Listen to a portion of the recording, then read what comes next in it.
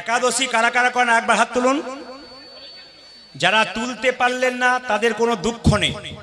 একটা শুধু কথা বলে যাব আপনাদের, মুসলমান সমাজে 30 দিন রোজা রাখা হয়। জোরে বলুন হানা না। ভোর 4টে থেকে সন্ধে 6টা পর্যন্ত জল তো দূরে কথা থুতু পর্যন্ত গেলে না। ওরা 30 দিনে 30টা রোজা করে। আর আমাদের বছরে এক কেটে কেটে কেটে কেটে 30টা উপবাস হয়। 12 মাসে কটা একাদশী হয় জোরে বলুন মা? 12 মাসে দুটো করে 24টা হয়। একটা রামনবমী, একটা জন্মাষ্টমী, একটা রাধা অষ্টমী, গুরু পূর্ণিমা, এরকম করে হিসাব করে দেখলে আমাদের 30টার চাইতেও বেশি হয়ে যাচ্ছে। কিন্তু একাদশীতে শুনে রাখুন, একাদশীতে পঞ্চশস্য খাওয়া বারণ। যারা করছেন না তাদেরকে বলে রাখি, নিবেদন রাখবো। যেমন দেখবেন সপ্তাহে কোম্পানিতে একদিন ছুটি থাকে, সপ্তাহে সরকার একদিন ছুটি দেয়, বিশ্রাম দেয়। 15 দিন পর পর আমাদের এই জায়গাটাকে একবার বিশ্রাম দেওয়া দরকার আছে।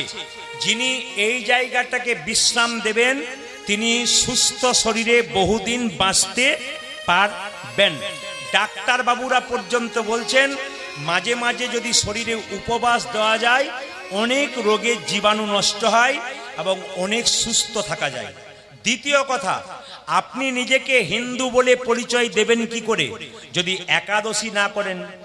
আপনি মা হয়ে যদি একাদশী না করেন, আপনার মেয়ে ভবিষ্যতে একাদশী করবে না। আপনার মেয়ে এমন পরিবারে পৌঁছাবে যে আপনি হয়তো কৃষ্ণ ভক্ত হতে পারেননি, আপনার মেয়ে কৃষ্ণ ভক্ত পরিবারে পৌঁছাবে। আপনি লোকের কাছে গর্ব করে বলবেন আমার মেয়ে না খুব ভক্ত পরিবারে গেছে, কিন্তু সেই ভক্ত পরিবারে যখন যাবে মেয়েকে বলবে না তোমার মা তোমাকে একাদশী করতে শেখাই নাই। একবার বলবে না? জোরে বলুন হ্যাঁ না না। এই জন্য বারবার বলবো, শাস্ত্র বলছে 8 থেকে 80 বছর পর্যন্ত সবাই একাদশী করতে পারে। কত বললাম? 8 থেকে 80 বছর পর্যন্ত। যারা অসুস্থ আছেন ওষুধ খান, কিন্তু একাদশী করতে পারলে করতে পারেন, অসুস্থ খুব থাকলে একাদশী আপনার করার দরকার হবে না। একাদশীতে পঞ্চশস্য বারণ কি? চাল, গম, জব, সরিষা। হ্যাঁ, চাল, গম আর কি? জব, সরিষা আর কি আপনারা দেখবেন। আর একটা হচ্ছে যেটা চাল, গম, জব, সরিষা। আর একটা হচ্ছে তো আপনার ওই যেটা থেকে ইয়ে তৈরি হয়, কি বলে ওটাকে, আপনার হরলিক্স তৈরি হয়, ওটা কি বলে? হ্যাঁ, পঞ্চশস্য বারণ। এইবার সবাই লক্ষ্য করবেন যে যেখানে আছেন কি কি খাবেন আপনারা। আস্তে কি কি খাবেন আপনারা? খাবেন এই দেখেন, একটা সবজি খেতে পারেন, কাঁচা কলা, কাঁচা পেঁপে, কাঁচা আলু এবং সন্দক লবণ দিয়ে তৈরি করে খেতে পারেন। মশলা দেবার দরকার নেই, যদি মশলা দেন জিরে টিরে দেন আপনি দিতে পারেন, কিন্তু যদি সেদ্ধ খান সবচাইতে ভালো হয়। কি তেল দিয়ে রান্না করবেন? সবচাইতে হচ্ছে সূর্যমুখী তেল দিয়ে যদি রান্না করতে পারেন আপনার সবচাইতে ভালো হয়। দুধ খেতে পারেন মায়েরা, দুধ খেতে পারেন আপনি, শরবত খেতে পারেন, জল। ওরা রোজা করছে জল পর্যন্ত খাচ্ছে না, আর আপনি একটু সবজি খেতে পাচ্ছেন, সারাদিন ফল খেতে পাচ্ছেন, দুধ খেতে পাচ্ছেন। অনেকে দেখবেন সাবু খায়, কিন্তু সাবু যেহেতু এখন দেখবেন ময়দা দিয়ে তৈরি হয়, ওই যে সাবুটা না খাওয়াটাই ভালো। অনেকে দেখবেন শ্যামা চাল খায়, শ্যামা চালটা সব জায়গাতে প্রয়োগ নয়। কেউ কেউ বলে হ্যাঁ, কেউ কেউ বলে না। 15 দিন পরে একদিন খাবেন না শ্যামা চাল, নাই বা খেলেন, আপনার খাবার দরকার নেই শ্যামা চালটা। সবাই লক্ষ্য করুন মায়েরা যে এখানে বসে আছেন, একাদশীর আগের দিনে ব্রাশ করে নেবেন। ধরুন কাল আগামী 14ই চৈত্র একটা একাদশী, এই একাদশীর নাম কি? কামদা একাদশী। ভালো করে শুনবেন, আগামী 14ই চৈত্র, আর কদিন পর একটা একাদশী আছে। যারা করেন না তাদের বারবার অনুরোধ করব, একবার করুন, করার পর দেখবেন আপনার এত আনন্দ লাগবে শরীরে। সারাদিন ওই ফল সবজি খেয়ে থেকে মনে হবে আমার শরীরটা প্রথম একটা ক্লান্তি লাগতে পারে, পরে দেখবেন আপনি জল খেয়েই সারাদিন থেকে যাবেন, আপনাকে মনে হবে অনেকে নির্জলা করে দেখবেন, অনেকে আবার সারাদিন কিচ্ছু খায় না, কিন্তু শরীর একবার ফিট থাকে, দেখবেন দীর্ঘ জীবন লাভ করে। আপনার শরীরকে ভালো রাখতে আপনাদের মাথায় রাখতে হবে, পেটটাকে 4 ভাগ করলে আপনি 1 ভাগ খাবেন, 1 ভাগ জল খাবেন, 2 ভাগ ফাঁকা রাখবেন। সেই দিন একাদশীর দিনে যত কম খাবেন তত কিন্তু আপনার ভালো। কি বললাম? একাদশীর দিনে যত কম খাবেন তত আপনার ভালো, মুখ ঝোরা যত কম করবেন। এইবার বলি, একাদশীর আগের রাত্রিতে 14ই চৈত্র কামদ একাদশী, 13ই চৈত্র রাত্রিবেলায় ব্রাশ করে নেবেন, জিভ ঝুলে নেবেন, পরের দিন সকালবেলায় গরম জল নিয়ে আপনি মুখটাকে ধুয়ে দেবেন, কারণ সেদিন যে জিভ ঝুলতে ঝুলতে রক্ত বেরিয়ে যায় আপনার একাদশী হলো না। কিংবা দেখবেন দাঁত মাজতে মাজতে মাড়ি কেটে গেল, আপনার একাদশী হলো না। অথবা দেখবেন যে পেস্ট দিয়ে আপনি দাঁত মাজছেন সেই পেস্টটার মধ্যে লবণ থাকে, তাই সেদিন কিন্তু করা উচিত নয়। সন্দক লবণ ব্যবহার করবেন রান্নাতে, এই লবণ কিন্তু আপনারা ব্যবহার করবেন না। এবার সবাই লক্ষ্য করুন মায়েরা, একাদশী হচ্ছে কামদা একাদশী। একটু তত্ত্ব কথা বলে যাই, এই যে আগামী 14 কামদা একাদশী, সাপেদের, হ্যাঁ রবিবার, সাপেদের যে রাজা মায়েরা, সাপেদের যে রাজা, সে একটা লোকে বাস করে, সেখানে ফুল ফলে ভর্তি। সেখানে একটা ছেলে একটা মেয়ে, দুজন কীর্তন মানে গান করে, একজন গান করে একজন নৃত্য করে। পুরুষের নাম কি, যে নৃত্য করে গান করে তার নাম ললিত, আর যে মেয়েটা গান করে তার নাম নৃত্য করে তার নাম ললিতা। একজন অপ্সরা একজন পুরুষ। তো দেখুন ওদের দুজনে বিয়ে হয়নি, কিন্তু ওই নাচতে আর গাইতে গাইতে ওদের দুজনের মধ্যে একটা ভালোবাসার সম্পর্ক হয়। ওই সাপেদের রাজার বাড়িতে যখন তারা নৃত্য করে গান করে না, ললিত বলে ছেলেটা গান করে, আর ললিতা বলে অপ্সরা মেয়েটা খুব সুন্দর নৃত্য করতে পারে। সবাই খুব আনন্দ পায়, সাপেদের রাজা সেখানে আছে। লক্ষ্য করুন, হঠাৎ একদিন তাদের চোখাচোখি হতে হতে ভালোবাসা হয়ে যায়। তারা নির্জনে বসে গল্প করে। একদিন বিরাট রাজসভা হলো, সাপেদের রাজা সবাইকে ডাকলেন, কিন্তু ললিত গান গাইতে গাইতে ললিতার দিকে তাকাতে তাকাতে তার গান ভুল হয়ে গেছে। তখন সাপেদের রাজা মন্ত্রীকে জিজ্ঞেস করলো, ললিত কোনদিন গান ভুল করে নাচ করলো কেন? বলছে ললিতার প্রতি তার প্রেম জেগেছে, তার দিকে তাকিয়েছে, এই জন্য সে গান ভুলে গেছে।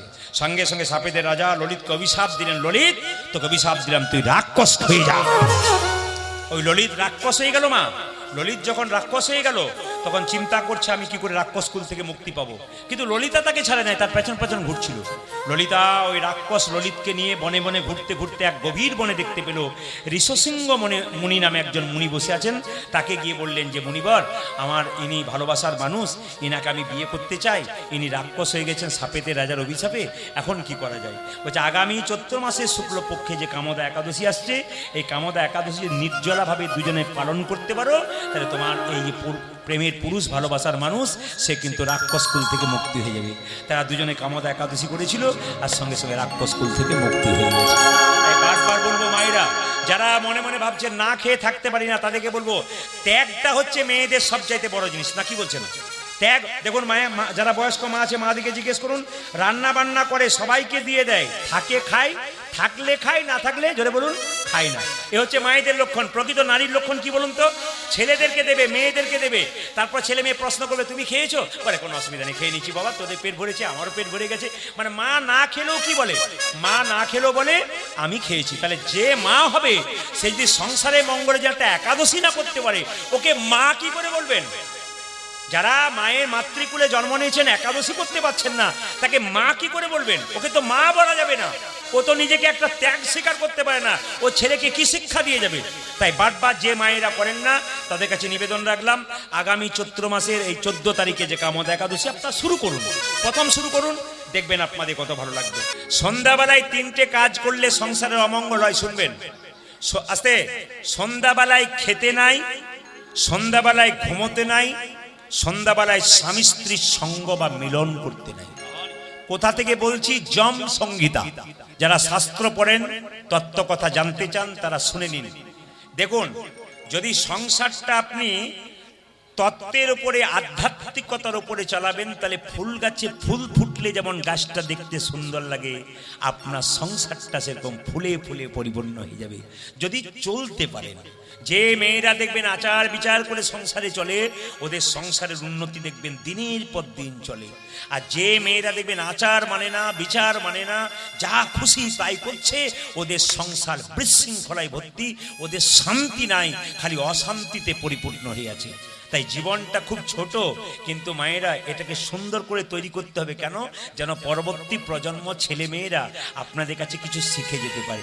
একজন বাবা তার ছেলের জন্য কোটি টাকা রেখে গেল, এর কোনো দাম নেই। ও যদি মাতাল হয় তাহলে কোটি টাকা নষ্ট করে দেবে, কিন্তু যদি কৃষ্ণ ভক্ত তৈরি করতে পারেন, তাহলে ও কোটি টাকা তো জমা রাখবে, বরং আপনার মৃত্যুর পর আপনার সাধ্য কাজ করে ভক্তগণকে সেবা দিয়ে জীবনটাকে এইদিকে বলেন, মন দিয়ে শুনে জোরে বল, রাধা রানী কি। আচ্ছা, সন্ধ্যাবেলায় খেতে নেই কেন? আস্তে সন্ধ্যাবেলায়, ঠিক সন্ধ্যাবেলায় মায়েরা যখন শঙ্খ বাজাচ্ছেন, প্রদীপ দিচ্ছেন, তখন যদি কোনো বাচ্চা আপনার এসে বলে মা খেতে দাও, বাবা 5 মিনিট বসো, দিচ্ছি তোমাকে, সন্ধ্যাটা দিয়ে দিই।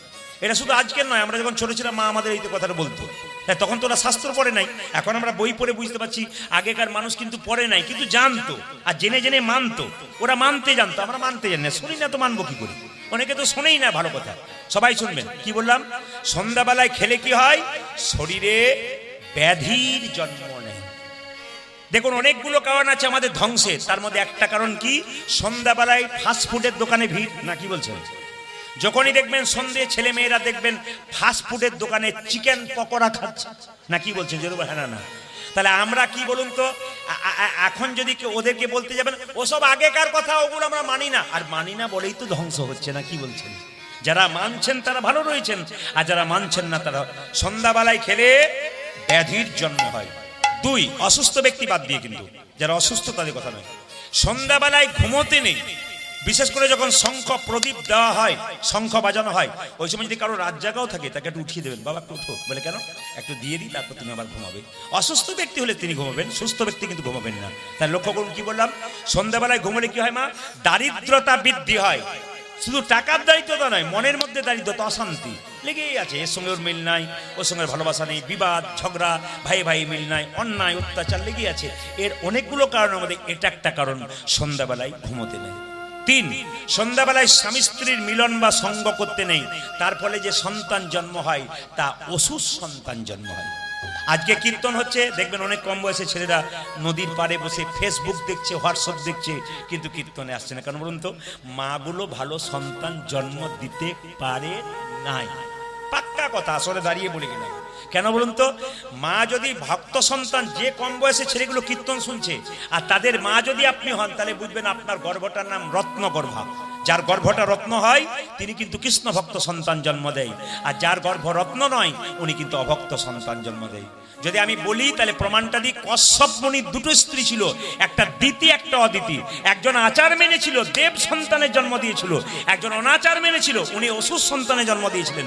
কেন, সবাই লক্ষ্য করুন, একদিন কশ্যপ মুনি সন্ধ্যাবেলায় ভগবানের ভজনা করছে, আর তার স্ত্রী তাকে তুলে নিয়ে এসে বিছানায় নিয়ে এলো, মিলন করলো, তার ফলে যে সন্তান জন্ম হলো অসুর সন্তানের জন্ম হলো। আর একজন স্ত্রী আচার মেনে বিচার মেনে সংসারে ছিল, উনি দেব সন্তানের জন্ম দিলেন। আপনার বাড়িতেই দেখবেন কৃষ্ণ ভক্ত সন্তান, পাশের বাড়িতে দেখবেন অসুর সন্তান, মারামারি করে ঝগড়া করে লড়াই করে চলে আসছে, আর বাবা প্রত্যেক দিন খালি কোর্টে যাওয়া আসা করছে। কেন বলুন তো, এ সন্তান জন্ম দেওয়ারতে ভুল আছে বলে। এই জন্য কিছু কিছু কাজ আছে, আপনারা ভুল করবেন না, জীবন সুন্দর হবে। আসুন, মহাপ্রভু একটা বাণী আমরা মানবো, 10 5 সবে মিলে দাঁড়িতে বসিয়া কীর্তন করহ সবে হাতে তালি দিয়া। এটা কার কথা? চৈতন্য চৈতামিতে মহাপ্রভুর কথা, যে যেখানে হরিনাম হবে সেখানে হাততালি দিয়ে মাঝে মাঝে কীর্তন করবে। মুসলিম সমাজে মাদ্রাসা আছে ধর্ম শিক্ষা দেওয়ার জন্য, হিন্দু সমাজে কি আছে জোরে বলুন? খ্রিস্টানদের চার্চ গির্জা আছে ধর্ম দেওয়ার জন্য। হিন্দু সমাজের কি আছে? মহাপ্রভু হরিবাসর তৈরি করলেন কেন? হরিনাম সংকীর্তন হবে, তত্ত্বকথা হবে, কিছু জেনে আপনারা বাড়ি যাবেন। এটা হচ্ছে শিক্ষার জায়গা। ধৈর্য যার গোবিন্দ তার, ধৈর্য যার নাই জোরে বলুন গোবিন্দ তার নাই। ধরুন আপনি মা হয়েছেন তো, দাঁড়িয়ে কীর্তন শুনছেন, বসে কীর্তন শুনছেন, আপনার ছেলে পড়তে বসেছে, আপনি কি বলবেন? ধৈর্য ধরে পড়, তোর মতি নাই। আপনি যদি কীর্তনে ধৈর্য না ধরেন, মতি না দেন, আপনার ছেলে আপনাকে আঙ্গুল তুলে বলবে, তুমি তো কীর্তনে খালি এদিক ওদিক করো, তোমার আবার মতি কোথায়? তোমারই মতি নেই, আমাকে কি শেখাচ্ছ? না না, মহাপ্রভু বলেছেন আপনি আচরি ধর্ম অপরে শেখাই, আপনি না আচরিলে অপরে শেখানো না যায়।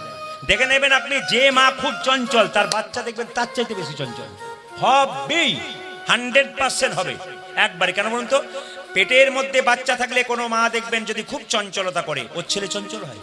আর পেটের মধ্যে বাচ্চা থাকলে কোনো মা যদি স্থিরভাবে ভগবানের ভজন করে, একটু গীতা পাঠ করে, খুব চুপচাপ গোবিন্দকে স্মরণ করে, ওর ছেলে দেখবেন কৃষ্ণ ভক্ত হয়ে যায়। এই জন্য বারবার নিবেদন রইল, আমার মায়েরা তো সংখ্যায় সব জায়গায় বেশি হয়। যত জায়গায় আমি হায়দ্রাবাদ গেছি, বোম্বে গেছি, হ্যাঁ আমি ত্রিপুরা যাই, হ্যাঁ আমি আসাম, কোচবিহার, জলপাইগুড়ি যাই, সব জায়গায় দেখতে পাচ্ছি আমার বাবারা তো আছেনই, আমার মায়েরা কিন্তু সংখ্যায় অনেক বেশি আছে, এবং মায়েরা ভক্তিতে সব জায়গায় এগিয়ে আছে। এই মায়েরাই কিন্তু এগুলো করতে পারেন। এই জন্য আপনাদের বলে যাই মায়েরা, শাস্ত্র বলেছে সংসার সুখের হয় পুরুষের গুণে।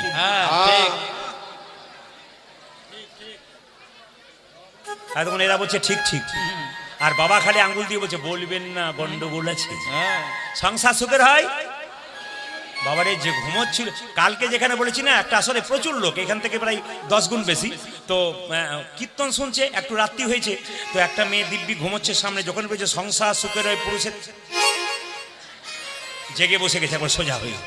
ওনার স্বামী এসছে, ওনার দিকে তাকিয়ে দেখছেন, উনি কি বলছেন, হ্যাঁ না না বাড়িতে গিয়ে দেখে দেবো বলে। মায়েরা, সংসার শুরু হয়, সে সংসার সুখের হয় রমণীর গুণে। কেন? গুণবান স্বামী যদি থাকে তার শনি। তবে পুরুষের গুণে সংসার সুখের হয় কখন শুনবেন? সংসার সুখের হয় পুরুষের গুণে, যদি কোনো স্বামী চুপচাপ বইয়ের কথা শুনে, তাহলে কিন্তু সংসার সুখের হয়। একবারে চুপচাপ শুনবেন, কোনো অসুবিধা নেই। যেরকম রাধা রানী কি, শ্যাম সুন্দর কি, মদন মোহন কি। দেখুন ধৈর্যের কথা যখন বললাম, মহাভারতের দিকে তাকান। 100 ভাইয়ের দাদার নাম কি ছিল জোরে বলুন? দুর্যোধন। উনি চঞ্চল ছিলেন, গোবিন্দ হারালেন। আর পঞ্চপাণ্ডবের দাদা যুধিষ্ঠির ছিলেন, উনি স্থির ছিলেন, উনি গোবিন্দ পেলেন। এখানে যারা যুধিষ্ঠিরের দলের মানুষ তারা স্থির থাকবেন, গোবিন্দ পাবেন। আর যারা দুর্যোধনের দলের লোক তারা চঞ্চলতা করবেন, গোবিন্দ পাবেন না। মহাপ্রভু শিবাসকে ডেকে বলছে, শিবাস তুমি কাঁদছো কেন? মহাপ্রভু মুকুন্দকে ডেকে বলছে, মুকুন্দ তুমি কাঁদছো কেন? প্রভু, আমার ভাইকে তুমি কৃপা করলে, আমাকে করলে না। দুজনে মিলে তোমার কৃপা পাবার জন্য এলাম, আমার ভাই তোমার সঙ্গে থাকবে, আমি চলে যাব কেন? মহাপ্রভুর বাণীগুলো শুনুন। মহাপ্রভু বললেন, শোনো মুকুন্দ, তোমরা 2 ভাই মিলে যদি কীর্তন করতে চলেছো, বাড়ির সবাই না খেয়ে মরবে, কেউ আর হরিনাম করবে না। তোমার ভাইকে আমি রাখলাম, তোমাকে শ্রীখণ্ডে পাঠিয়ে দিলাম। শোনো মুকুন্দ, এ সংসারে যারা বড় ভাই হয়, বড় বউ হয়, তাদের দায়িত্ব সবচাইতে বেশি হয়। আমার কথা নয়, মহাপ্রভুর কথা। যদি কান দিয়ে শুনতে পারেন, ব্যবহার করতে পারেন, আপনার সংসারটা রাম রাজ্য হয়ে যাবে, রামের সংসার হয়ে যাবে, যদি আপনি মানতে পারেন। কি বলছে? যদি সংসারে বড় ভাই আর বড় বউ যারা হয়, তাদের দায়িত্ব সবচাইতে বেশি হয়। ছোটরা অনেক কথা শোনাবে, কিন্তু মাথা পেতে নেবে, এটা বড় ভাইয়ের কাজ। যেমন দেখবেন একটা বনের মধ্যে বড় বড় গাছ, ছোট ছোট গাছগুলোকে ঝড়ঝঞ্ঝা থেকে রক্ষা করে। একটা সংসারে বড় ভাই আর বড় বউ সমস্ত ঝড়ঝঞ্ঝা মাথায় করে নেয় সংসারটাকে সুখে রাখবার জন্য। এই জন্য বারবার বলে, বেশি ছাতা দিও না, ছাতা দেখলেই মেঘ আসবে বেশি করে। যেরকম রাধা রানী কি, শ্যাম সুন্দর কি, মদন মোহন কি, হরিবাসর কি। মায়েরা, ও মুকুন্দ তুমি কেঁদো না, এক কাজ করো, তোমার মাথায় হাত দিলাম, মহাপ্রভু আশীর্বাদ দিলেন। এখানে কীর্তন যারা শুনছেন, এইদিকে এদিকে এদিকে কীর্তন যারা শুনছেন, দেখবেন অজান্তে আপনার মাথাতে মহাপ্রভুর আশীর্বাদ পড়ছে। কিন্তু যারা দাঁড়িয়ে আছেন, যারা বসে আছেন, কিছু মনে করবেন না, অজান্তে দেখবেন মহাপ্রভুর আশীর্বাদ আপনার হাতে পড়ছে। আপনি একদিন এমন কিছু কাজ করবেন, আপনি ভাবতেই পারবেন না এত সুফল পেলেন কেন।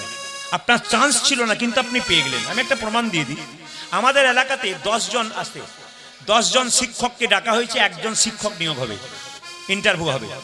তো সেই দিন এমন অবস্থা, 9 জন আসতে পারলো না, বাসের কোনো গন্ডগোল হয়েছে, স্ট্রাইক হয়ে গিয়েছিল, আসতে পারলো না। একজন এসেছে, একজনই পেয়ে গেল। শুনলাম ছেলেটা খুব কৃষ্ণ ভক্ত, মালা গলায়, ইংলিশে আমি বটে, কিন্তু আশ্চর্যের ব্যাপার, ওকে বললাম তুমি পেলে কি করে? আমি তো আশা করিনি, গোবিন্দের উপর ছেড়ে দিয়েছিলাম, কি জানি গোবিন্দ হয়তো আমাকে নিয়োগ করে। ভগবানের উপর বিশ্বাস করলে, ভগবানের উপরে, আরে বাবা, বিখ্যাত বিজ্ঞানী আইনস্টাইন ভগবান ভজনা করতেন। বিখ্যাত বিজ্ঞানী আইজাক নিউটন, তিনি ভগবান বিশ্বাস করতেন। আইনস্টাইন জীবনে কোনোদিন মাছ মাংস খায় নাই, সারা জীবন নিরামিষ খেয়েছে। বিরাট কোহলি কোনোদিন আমিষ খায় নাই, নিরামিষ খেয়েছে, ব্যাটের পর ব্যাট 6 মেরেছে। কেন মেরেছে? একগুলো মাথায় রাখবেন, দেখবেন জীবন সুন্দর হবে। তো মুকুন্দ তুমি কাঁদছো কেন? মুকুন্দ, তোমার মাথায় হাত দিয়ে আশীর্বাদ করলাম, তুমি কাল থেকে বাড়ি গিয়ে যাকেই চিকিৎসা করবে তারই রোগ ভালো হয়ে যাবে। তবে শোনো মুকুন্দ, গরিবের চিকিৎসা করবে বাড়ি গিয়ে, বড় লোকের করো না। গরিবের চিকিৎসা করবে, জীবের দ্বারে হরিনাম দেবে, আর তুমি কি করবে জানো? গরিবের চিকিৎসা করবে। ফিরে যা, ফিরে যা, ফিরে যা, ফিরে যা, শ্রীখণ্ডে ফিরে যা, ফিরে যা, ফিরে যা, শ্রীখণ্ডে ফিরে যা, ফিরে যা, ফিরে যা, শ্রীখণ্ডে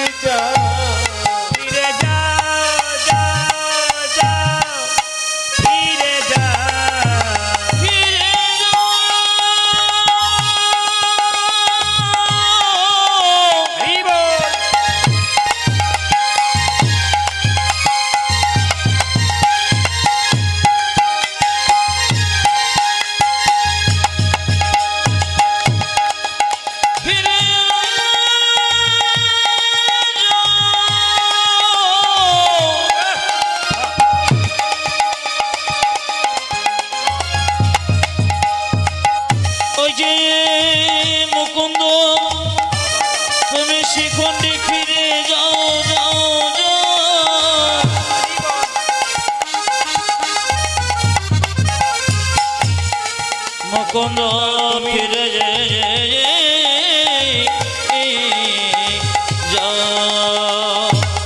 ফিরে যা ফিরে যা সেখানে ফিরে যা তুমি দারে গিয়া চরণে ধরিয়া তুমি তারে তারে গিয়া চরণে ধরিয়া দারে গিয়া চরণে ধরিয়া দারে দারে গিয়া চরণে ধরিয়া হরির নাম বিনা তারে তারে গিয়া চরণে ধরিয়া হরি নাম বিনা ফিরে যাও ফিরে যাও ফিরে যা ফিরে যা সেখানে ফিরে যাব এই যে মহাপ্রভুর আজ্ঞা পাইয়া মুকুন্দ চলিলা মুকুন্দ আমার মহাপ্রভু আজ্ঞা পাইয়া মুকুন্দ চলিল মুকুন্দ চলিল আমার মহাপ্রভুর আজ্ঞা পাইয়া মুকুন্দ চলিলা মুকুন্দ চলিলা। কাল থেকে যারা মন্দিরে পুজো করছেন কিছু মনে করবেন না, লক্ষ্মী পুজো করছেন, গোবিন্দের পুজো করছেন, যাই করছেন, যদি কপালে তিলক না নিয়ে পুজো করেন তবে ব্রহ্ম বৈবর্ত পুরাণ বলছে গোটা পুজোটাই বেকার। তাহলে আপনারা মনে মনে ভাবছে এত বেকার করলেন, শাস্ত্র অনুযায়ী বেকারই হচ্ছে। কারণ ব্রহ্মবৈবর্ত পুরাণ পরিষ্কার করে বলেছে যদি কেউ পুজো করবার সময় তিলক না নেয়, যদি কেউ দান করবার সময় তিলক না নেয়, যদি কেউ যজ্ঞ করবার সময় তিলক না নেয়, তবে গোটাটাই তার বৃথা হয়ে যাচ্ছে। এই তিলকের কথা যখন বললাম, আপনার তিলক নিলে তো অসুবিধা আছে, কেন বলুন তো? অনেকে বলে দাদা তিলক নেব মাছ মাংস খেতে পাবো না, এই প্রশ্ন দেখবেন অনেকে। তিলক নেব মাছ মাংস খাবো, পাপ হবে না? আচ্ছা বলুন তো, তিলক না নিয়ে যারা মাছ মাংস খায় তাদের পাপ হয় না? সবই পাপ হয়। তিলকের কথা যখন বললাম তখন বলে রাখি, এই যে তিলক দেখতে পাচ্ছেন আমার কপালে, আপনাদের কপালে অনেকের আছে। তিলক কোন আঙ্গুলে নিতে হয়? এইদিকে, এই একটা আঙ্গুল, এই একটা আঙ্গুল, এই একটা আঙ্গুল, এই একটা আঙ্গুল, এই একটা আঙ্গুল। মন দিয়ে শুনবেন যে যেখানে বসে আছেন। এই আঙ্গুলটার নাম কি? বৃদ্ধাঙ্গুষ্ঠী। এটার নাম কি? তর্জনী। এটার নাম কি? মধ্যমা। হ্যাঁ, এটার নাম কি? অনামিকা। এটার নাম কি? কনিষ্ঠা। শুনে নিন, যদি কোনো ব্রাহ্মণ মন্দিরে পুজো করছে কিন্তু তিলক দেবার সময় যদি আপনাকে একটা সিঁদুরে ফোঁটা দেবে, যদি সিঁদুরে ফোঁটা দেবার সময় এই আঙ্গুলে দেয় তাহলে বুঝবেন আপনাকে ঠিক দিচ্ছেন। আর তিলক দেবার সময় যদি অন্য আঙ্গুলে দেয় তাহলে বুঝবেন উনি শাস্ত্র পড়েন নাই, পরিপূর্ণ ভুল দিচ্ছেন। তিলকের ফোঁটা কপালে দিতে গেলে যারা ফুল দিয়ে দিচ্ছে সেটা একটা ভালো, ফুল দিয়েও দেওয়া যায়, যে ফুল দিয়ে দিয়ে দিচ্ছে না একটা করে, ওটা দেওয়া যায়। কিন্তু ফুল ছাড়া যদি আঙ্গুলে দিতে হয় তাহলে বুঝবেন এই আঙ্গুলটি ব্যবহার করতে হবে। যদি ফোঁটা দিতে হয় এই আঙ্গুলটা, যদি এই আঙ্গুল ব্যবহার না করছে সম্পূর্ণ ভুল করছেন। আপনার বাড়িতে কেউ মারা গেছে বা পাশের বাড়িতে কেউ মারা গেছে, তার কপালে যে একটা তিলক দেওয়া যায় তার বৈকুণ্ঠ প্রাপ্তির চান্স থাকে, এটা বলে শাস্ত্রে। তো আপনারা কপালে তিলক দেবেন কোন আঙ্গুলে? মৃত ব্যক্তির এই আঙ্গুলে।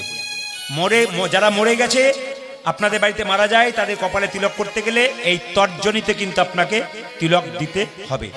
আপনি নিজে কোন আঙ্গুলে তিলক নেবেন? আপনি নিজে তিলক নেবেন মধ্যমা, এই আঙ্গুলে তিলক নেবেন। আপনি গোবিন্দকে কোন আঙ্গুলে দেবেন? এই আঙ্গুলে। আপনি গুরুদেবকে কোন আঙ্গুলে দেবেন? এই আঙ্গুলে। এটার নাম অনামিকা।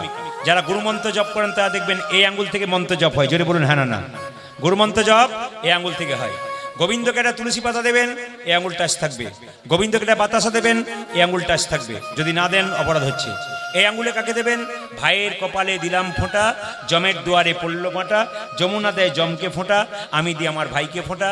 জমের ফোঁটা পেয়ে যমুনার ফোঁটা পেয়ে জম হলো চিরজীবী, আমার ফোঁটা পেয়ে আমার ভাই হবে দীর্ঘজীবী। এটা প্রত্যেকটি ভাই বোনের মধ্যে একটা ভালোবাসার সম্পর্ক। এইবার লক্ষ্য করুন মায়েরা, যে যেখানে বসে আছেন মন দিয়ে শুনে নেবেন যে তিলক আপনার প্রশ্ন করবেন, তাহলে আমার মতো তিলক তো আপনার করতে পারবেন না। তাছাড়া লজ্জার একটা ব্যাপার আছে, কি বলুন তো? আমার পাশের বাড়িতে একটা মেয়ে তিলক করে, বাচ্চাটাকে নিরামিষ খায়, তো পাশের বাড়ির মেয়েগুলো বলাবলি করে, বাবারে হারাধনে বইয়ে কি ঢং দিদি, মালা করেছে, তিলক করেছে।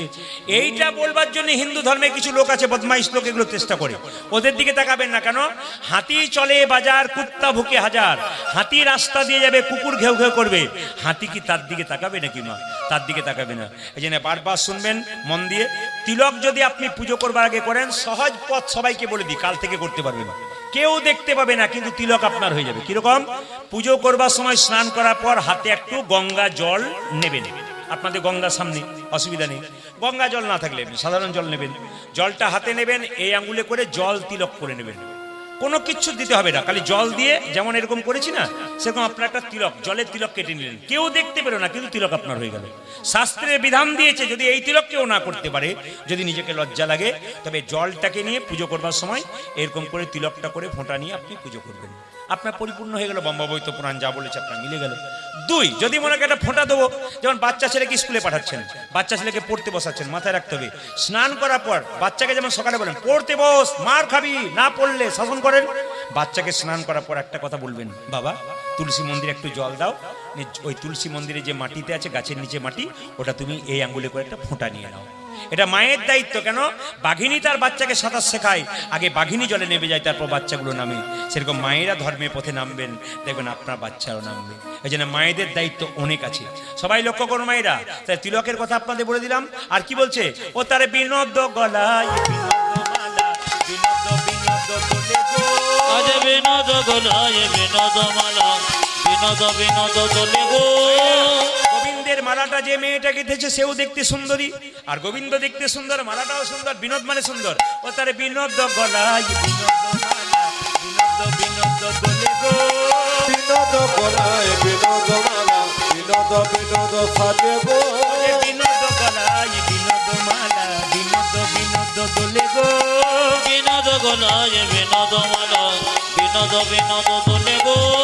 কোন বিনোদিনী বিনোদ গাঁথুনি, কোন বিনোদিনী বিনোদ হ্যাঁ, কোন গাথুনি, বিনোদিনী বিনোদ গাঁথুনি, কোন বিনোদিনী বিনোদ গাথনে, সে বিনোদ ফুলে গো, ও যে গেথেছে বিনোদ ফুলে, আবার কানো সে বিনোদ রায় গো, কানো সে বিনোদ রায়। ওই আমার কানতে বিনোদ রায়, কানতে বিনোদ রায়, বিনোদ কোটিতে বিনোদ ধতি, বিনোদ বিনোদ সাজে গো, আজ বিনোদ কোটিতে বিনোদ ধতি, বিনোদ বিনোদ সাজে গো, বিনোদ কোটিতে বিনোদ ধতি, বিনোদ বিনোদ সাজে গো, বিনোদ করতে বিনোদ ধতে, বিনোদ বিনোদ সাজে গো, বিনোদ চরণে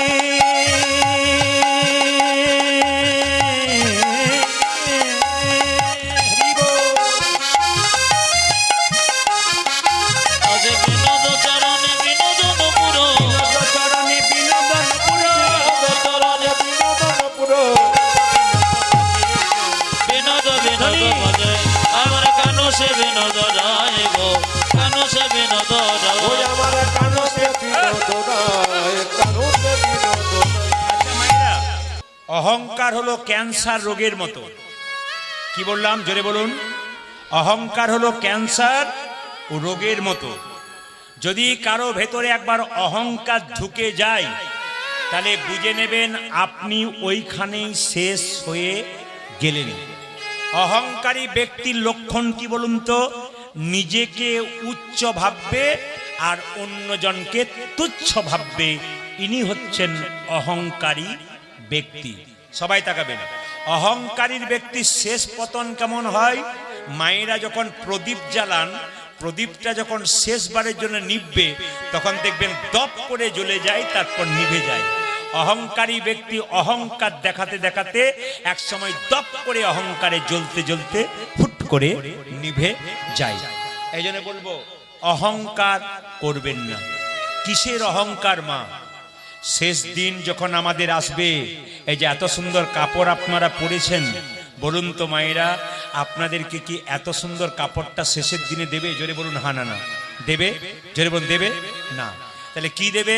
একটা সাদা থান কাপড় আপনাকে দেবে। এইদিকে এত খাবার আপনারা বাড়িতে খাচ্ছেন ভালো ভালো, শেষ খাবারটা কি বলুন তো? এক দু চামচ জল, সেই জলটা ভেতরে যেতেও পারে, আবার নাও যেতে পারে। কথাগুলো সঠিক কথা, বাস্তব কথা, শুনে নেবেন। যদি এগুলোকে মনে করতে পারেন, তাহলে অহংকার থাকবে না। শেষ দেখা কি? ঝাপসা ঝাপসা। যিনি মৃত, যিনি মারা যাবে, তার সামনে নিজের ছেলে মেয়ে দাঁড়িয়ে থাকবে, অথচ তাদেরকে চিনতে পারবে না। দেখে নেবেন, আপনার বাবা মা যখন মারা যাবে, সামনে দাঁড়িয়ে থাকবেন, আপনাকে ঝাপসা ঝাপসা দেখবে, আর চিনতে পারবে না। শেষ কষ্ট কি বলুন তো? শ্বাসকষ্ট, মৃত্যুর সঙ্গে লড়াই করবে। মায়েরা, শেষ পরিণতি যদি আমাদের এই হয়, তবে আপনাদের কাছে নিবেদন রইল, আপনারা অন্তত কীর্তন শুনতে শুনতে এটুকু প্রতিজ্ঞা করে যান যেন ভেতরে আপনাদের অহংকার কোনোদিন না হয়। জেনে নিন, মৃত্যুর সময় আমাদের 7টা দরজা দিয়ে প্রাণ বেরোয়। এইদিকে মৃত্যুর সময় আমাদের 7টা দরজা দিয়ে প্রাণ বেরোয়, ভাগবত বলেছে। 7টা দরজা কি কি? 2টো চোখ, 2টো কানের ছিদ্র, 2টো নাকের ছিদ্র, 1টা মুখের ছিদ্র। এই 7টা দরজা দিয়ে যদি প্রাণ বেরোয় আপনি যাচ্ছেন স্বর্গে। আর নিচে 2টো ছিদ্র আছে, একটা প্রস্রাব ছিদ্র, একটা পায়ু ছিদ্র, পায়খানা ছিদ্র। এই 2টো ছিদ্রে যদি কারো প্রাণ যায় উনি যাচ্ছেন নরকে। শাস্ত্র বলল, জন্ম হোক যথা তথা, কর্ম যেন ভালো হয়। যে কোনেই জন্ম নাও না কেন, কিন্তু তোমার কর্ম যেন ভালো হয়, পরের জন্মটা তোমার ভালো হবে। ও মায়েরা, চোখ দিয়ে প্রাণ গেল কি করে বুঝবেন? কেউ মারা গেলে তাকে দেখতে যাবেন, যদি চোখ দিয়ে প্রাণ যায় সে তাকিয়ে তাকিয়ে মরে। বলে না, লোকটা মরে নাই গো, যেন তাকাচ্ছে। এরা চোখ দিয়ে প্রাণ গেল। আবার দেখবেন মায়েরা, কেউ দেখবেন হাঁ করে মরছে, তার মানে কি? মুখ দিয়ে প্রাণ গেল। অনেকের কানের ফুটো খসখসে হয়ে যায়, মোটা হয়ে যায়, ওই দিয়ে প্রাণ গেল। অনেকের নাকের ফুটো খসখসে মোটা হয়ে যায়, ওই দিকে প্রাণ গেল। যদি এই 7টা দরজা দিয়ে প্রাণ যায় আপনি স্বর্গে যাচ্ছেন, ভাগবত বলছে। আর যদি নিচের দরজা দিয়ে প্রাণ যায়, প্রস্রাব পায়খানা দাঁত দিয়ে যদি পায়খানা প্রস্রাব কেউ করে ফেলে মৃত্যুর সময়, জানবেন উনি যাচ্ছেন নরকে। এই জন্য বলবো, জন্ম হোক যথা তথা, কর্ম হোক ভালো। শাস্ত্র আর একটা কথা বলেছে, আপনি যখন মারা যাবেন, যখন মৃত্যুর সময় মনে হয় ঘুমাচ্ছে, বলে না যেন লোকটা মরে নাই গো, ঘুমাচ্ছে, উনি যাচ্ছেন স্বর্গে। আর আপনার মৃত্যুর সময় যদি আপনার মুখটা বিভৎস ভয়ঙ্কর হয়ে যায়, বলে না দেখতে গিয়েছিলাম গো 4 দিন ঘুম হয় নাই, জানবেন উনি যাচ্ছেন নরকে। এই জন্য কর্ম ভালো করো, মৃত্যুর সময় মনে হবে তুমি ঘুমাচ্ছে। আর কর্ম খারাপ করলে মৃত্যুর সময় তোমার মুখটা বিভৎস হয়ে যাবে, লোকে ভয় খেয়ে যাবে। এই জন্য বারবার বললাম, জন্ম হোক যথা তথা, কর্ম যেন ভালো হয়। মুকুন্দ সরকারের স্ত্রী, মুকুন্দ সরকার অহংকার হয়ে গেছিল, মহাপ্রভুর কাছে গেল, চিবানো পান মহাপ্রভু দিলেন। আর সেই চিবানো পানটা খেয়ে মুকুন্দ সরকারের স্ত্রী গর্ভে সন্তান এলো। আমার ভাইয়েরা যাচ্ছেন, দাদা ভাইয়েরা যাচ্ছেন, খুব সুন্দরভাবে, খুব শৃঙ্খলিতভাবে যাচ্ছেন। আপনারা ধীরে ধীরে টাকা দিন আর মন এইদিকে রাখেন। আমি বলবো একটু বেশি করে দেবেন মায়েরা, এখানে তো কোনো কিছু কিনে নিয়ে আবার দরকার হবে না। আপনার এমন কিছু দিন যেন ওনাদের অনেক কিছু করতে পারে, ওনারা ভক্তি ভরে দিন। এখানে যত বড় করে দান দেবেন, আপনার বাড়িতে তো 10 জনকে খাওয়াতে পারেন না, এখানে এমন দিন যেন আপনার সেবার দ্বারা 10 জন খাওয়ানো হয়। নিজেকে রাখতে হয়। যেমন এই যে হরিনাম হচ্ছে, এখানে এসে কেউ যদি চঞ্চলতা করেন, কাউকে ইশারা করে বারবার ডাকেন, মনটা ওর দিকেই থাকবে। আর যিনি বারবার ইশারা করে কাউকে ডাকবেন, ওকে একবার বলে রাখবেন যে আমি যখন মরবো তখন তুইও আমার সঙ্গে যাস। ও দেখবেন কেমন যায় আর কি। হরে কৃষ্ণ। সেই জন্য বারবার বলবো, জায়গা পেয়েছেন জায়গা দখল করুন, কীর্তন শ্রবণ করুন। মহাপ্রভুর কৃপা ছাড়া কীর্তন শোনা সম্ভব নয়। যারা মহাপ্রভুর আশীর্বাদ পেয়েছেন, মহাপ্রভুর কৃপা পেয়েছেন, একমাত্র তারাই কীর্তন শুনবেন। আর যাদের মহাপ্রভুর আশীর্বাদ নাই, কৃপা নাই, তাদের কীর্তন শোনা বেকার হয়ে যায়। যারা দূরে দূরে দাঁড়িয়ে আছেন তাদেরকে বলবো, চেষ্টা করবেন, কমিটি এত সুন্দর জায়গা দিয়েছে, জায়গাটার অপব্যবহার না করে বসবার চেষ্টা করুন। হিন্দু সমাজের সবচাইতে লজ্জার ব্যাপার ওইটাই, যেখানে ধর্মীয় অনুষ্ঠান হবে সেখানে অনেকেই দেখবেন বসতে চায় না। এত সুন্দর জায়গা দেয় কিন্তু বসবে না কেন বলুন তো? বিশিষ্ট ভদ্রলোকের মতো দাঁড়িয়ে থাকবেন, তবু কীর্তন বসে আস্বাদন করতে হয়, একথা মাথায় রাখতে হবে। আপনি বাবা হয়ে যদি দাঁড়িয়ে দাঁড়িয়ে কীর্তন শোনেন, আপনার ছেলে কিন্তু আপনাকে লক্ষ্য করছে। যেখানে পবিত্র হরিনাম হয়, বাবা সেখানে বসে না, দাঁড়িয়ে থাকে। আপনাকে শেষে সেই খেসারত একদিন দিতে হবে। আপনি দেখবেন আপনার ছেলেও কিন্তু ভালো জায়গায় বসছে না, কারণ আপনি বসতে শেখেন নাই। আপনাদের বলি নাই যারা বসেন নাই, অন্য জায়গার জন্য বললাম। ছেলে একদিন প্রশ্ন করবে, তুমি তো ভালো জায়গায় বসো না, আবার আমাকে তুমি কি শিক্ষা দিচ্ছ?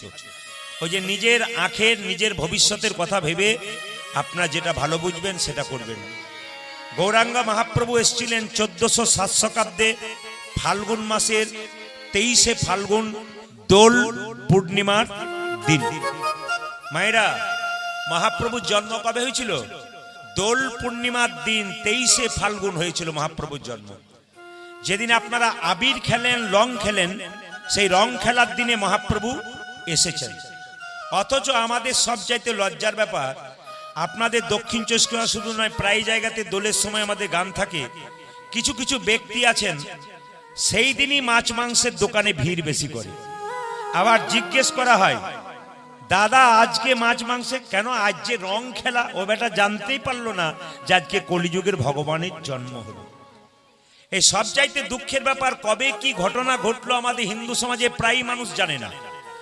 এইটাই আমাদের দুঃখ। আর এই জন্য ধর্ম বুঝতে পারেন না।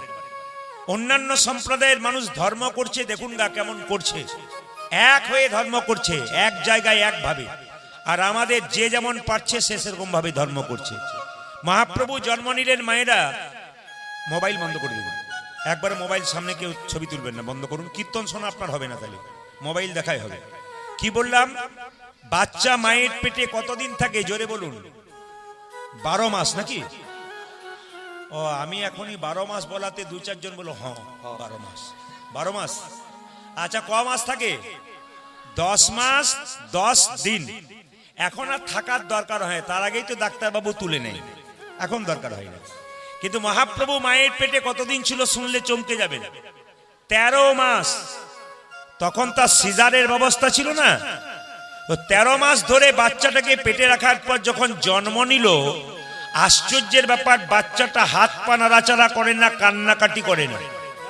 মায়েরা জেনে নিন, হ্যাঁ দুটো পাটি আছে, মায়েরা জেনে নিন যে কোনো বাচ্চা যদি জন্ম নিয়ে কান্নাকাটি না করে, ডাক্তারবাবু দেখবেন নার্সিংহোমে তাকে থাপ্পড় মেরে মেরে কান্না করায়। কেন?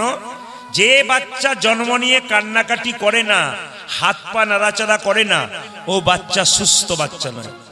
কিন্তু মহাপ্রভু যখন জন্ম নিয়েছিলেন তখন সুস্থভাবে জন্ম নেয়নি, কিন্তু মায়ের কোলে আসার সঙ্গে সঙ্গে একবারে মরার মতো পড়েছিল, হাত পা নড়ায় নাই, কান্নাকাটি করে নাই। পাড়ার মেয়েরা সঙ্গে সঙ্গে সচিকে বলেছিল, সচি তোর ছেলে আর বাঁচবে না। আচ্ছা বলুন তো, মা 13 মাস ধরে বাচ্চাকে পেটে রাখার পর জন্ম দিল, তারপর যদি কোনো মেয়ে, আপনারা তিলক টিলক দেবেন না, ওইসব করতে যে আরো গন্ডগোল হবে, মন দিয়ে শুনতে দিন। এমন কিছু আসরের মধ্যে করবেন না যে আসরটাকে মাথাটা খারাপ হয়ে যাবে মানুষের। হ্যাঁ, মন দিয়ে কীর্তন শুনতে দিন ওদেরকে, চুপচাপ শুনছে কি সুন্দর, ওই জায়গা থেকে একটু গন্ডগোল হয়। হ্যাঁ, যা কীর্তন তিলক টিলক দিয়ে 2-4 পয়সা আসে অবশ্য, ওই জন্য আপনি যতই বলুন হরে কৃষ্ণ, যেটা বলুন রাধা রানী কি, শ্যাম সুন্দর কি, মদন মোহন কি, হরিবাসর কি, সাধুগুরু বৈষ্ণব কি, তিলক নেওয়া হয়েছে কি, জানি না। বসুন বসুন বসুন, এই যে বসুন বসুন, আর তিলক দেবেন না, বসুন বসুন। আপনি একবার শুনুন, মন দিয়ে শুনুন কি বলছে, ওগুলো শুনুন। তিলক দেওয়াটা বড় কথা নয়, মহাপ্রভুর জন্ম কবে হলো সেটাই জানতে পারলাম না, তিলক দিয়ে লাভ না, না কি বলছেন? আগে ভগবানকে জানতে পারলাম না, আমার সেজে কি লাভ আছে, না কি বলছেন? আগে ভগবান কে তাকে জানতে হবে। কি বলবো বললাম তো, উপায় তো নেই। এই তো দেখছেন তো, বারণ করলেও শুনবে না। যেটা বলুন রাধা রানী কি, শ্যাম সুন্দর কি, মদন মোহন কি, হরিবাসর কি, সাধুগুরু বৈষ্ণব কি, গৌর ভক্তবৃন্দ কি। আচ্ছা মায়েরা, তাহলে মহাপ্রভু মায়ের পেটে কতদিন ছিল বললাম, জোরে বলুন। হ্যাঁ, এই যে মনে মনে রাখবেন, বাবারাও সবাই মনে রাখবেন যারা দাঁড়িয়ে আছেন বসে আছেন। তো মহাপ্রভু 13 মাস মায়ের পেটে ছিল। আচ্ছা, বাচ্চা জন্মের পরে মায়ের কাছে কোনো মা যদি বলে তোর ছেলে আর বাঁচবে না, সেই মায়ের কি দশা হয়? সচিমাতাকে পাড়ার মেয়ে বললো তোর ছেলে যে অবস্থা, বাঁচবে না। সচিমাতা বললো ঠিক আছে। তখনকার দিনে তার ডাক্তারপত্র খুব একটা ছিল না, কিন্তু তিনি একটা সিদ্ধান্ত নিলেন যে আমাদের বাড়িতে একটা বড় নিম গাছ আছে, আতুর ঘরটা ছেলেটাকে নিয়ে করব যদি, তবে নিম গাছের নিচেই করব। সচিমাতা ধারণা হয়ে গেল, জম যদি আমার ছেলেকে নিতে আসে তাহলে তেঁতোর ভয়ে আর নেবে না, তাই নিম গাছের নিচে আতুর ঘরটাকে করলেন। এই যে নিমাইয়ের নাম নিমাই হলো না মা, এই নামটা কিন্তু কেউ রাখে নাই। কে রেখেছে বলুন তো? আদর করে সচিমাতা রেখেছে। আপনারা যারা মা হয়েছেন তারা তো অনুভব করতে পারছেন, একটা সন্তানকে পেটে ধরার পর সেই সন্তান যদি হাত পা নাড়াচাড়া না করে, কান্নাকাটি না করে, মায়ের 10 মাস 10 দিন ধরা যে বৃথা হয়ে যায়। সচিমাতা বললো আমার ছেলেকে যদি জম নিতে আসে তেতোর ভয়ে পালিয়ে যাবে, তাই আমি নিম গাছের নিচে আতুর ঘরটা করব। ছেলের নাম রাখলো কি? নিমাই। হাত পা নাড়াচাড়া করলো। ভক্তগণ নাম রাখলেন গৌরাঙ্গ মহাপ্রভু, তার বাবা নাম রাখলেন জগন্নাথ মিশ্র, নাম রাখলেন কি বিশ্বম্ভর। আর সন্ন্যাস নেবার পর গৌরাঙ্গ মহাপ্রভুর নাম হলো শ্রীকৃষ্ণ চৈতন্য প্রভু। চৈতন্য প্রভু, শ্রীকৃষ্ণ চৈতন্য প্রভু, চৈতন্য প্রভু, শ্রী শ্রী কৃষ্ণ চৈতন্য। কত সুন্দর কথাগুলো দেখুন। শ্রী মানে কি সুন্দর, কৃষ্ণ মানে কি আকর্ষণ, চৈতন্য মানে কি চেতনা। প্রত্যেকটা জীবের মধ্যে সুন্দর কৃষ্ণ নামে চেতনা জাগানোর জন্য মহাপ্রভু এসেছেন। এখন আপনারা যারা খুব ভক্তি ভরে কীর্তন শুনছেন, সে দাঁড়িয়ে বলুন আর বসে বলুন, যাদের ভেতরে কৃষ্ণ নামে চৈতন্য জেগেছে তারা মহাপ্রভুর আশীর্বাদ পেয়েছেন। আর যাদের এখনো জাগলো না, এখনো তাদের মহাপ্রভুর আশীর্বাদ পেল না। মালদা জেলাতে গেলে দেখতে পাবেন প্রচুর আম গাছ আছে। তো সব আম তো আর গোবিন্দ সেবায় লাগে না, নাকি বাবা? যে আমটা গাছে ধরে, ওটা ধরার পর দেখবেন মুকুলে কিছু চলে যায়, ছোট ছোট গুটিতে কিছু চলে যায়। আবার দেখবেন মায়েরা যদি বড় আম হয় পাখিতে খেয়ে নেয়, বাচ্চা ছেলেরা ঢিল মেরে খেয়ে নেয়। কিন্তু কিছু আম দেখবেন একবারে গাছের মধ্যেই পেকে থাকে, ওইগুলোই কিন্তু গোবিন্দ সেবায় লাগে। আপনারা যারা এখানে এসেছেন সব তো পাকা আম, যারা গোবিন্দ সেবায় লাগবার জন্য। যারা আসতে পারলো না, মালদা জেলাতে যে আমগুলো কাঁচা থেকে যায় ওগুলোকে গ্যাস দিয়ে পাকানো হয়, পরে গোবিন্দ সেবায় লাগানো হয়।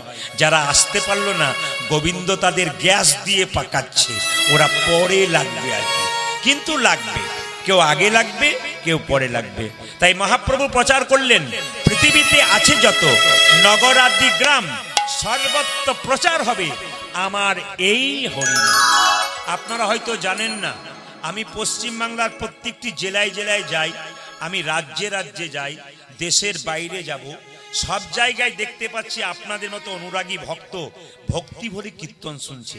মহাপ্রভুর দেওয়া ওই মন্ত্র এমন ভাবে আপ্লুত করেছে ভক্তদেরকে যে ভক্তগণ পাগল হয়ে কীর্তন শুনছেন। এই কয়েকদিন আগে আমি গেছিলাম বিশাখাপত্তনম, মালকানগিরি, রামচন্দ্রের দণ্ডকারণ্য। চিন্তা করতে পারবেন না, 200 তাল গাছ ওপরে পাহাড়, সেই পাহাড় ওপরে মন্দির, সেখানে গ্রাম রয়েছে, গ্রামের কোনো নাম নেই। 1 নম্বর 2 নম্বর 3 নম্বর করে গ্রামগুলোর নাম। কাতারে কাতারে ভক্ত একটা করে আসন এনেছে, একটা করে বোতলে জল এনেছে, আর চুপচাপ বসে বসে মাথা নিচু করে গান শুনছে। প্রিন্ট অফ সাইলেন্ট, কোনো কথা নেই কারো। 20,000 মানুষ একসঙ্গে কীর্তন শুনছে, কারোর সঙ্গে কোনো কথা নেই, চুপচাপ শুনছে। হরিনাম শুনতে শুনতে হঠাৎ করে একজন হাত তুললে সবাই যেন প্রেম সে হাত তুলছে। আপনারা সবাই মিলে হাত তুলুন। নিতাই গৌর হরি হরি। শ্রী গৌরাঙ্গ প্রেমের ঠাকুর, প্রেম বিলাতে এলো নদী যায়। শ্রী গৌরাঙ্গ প্রেমের ঠাকুর, প্রেমে বিলাতে এলে নদী।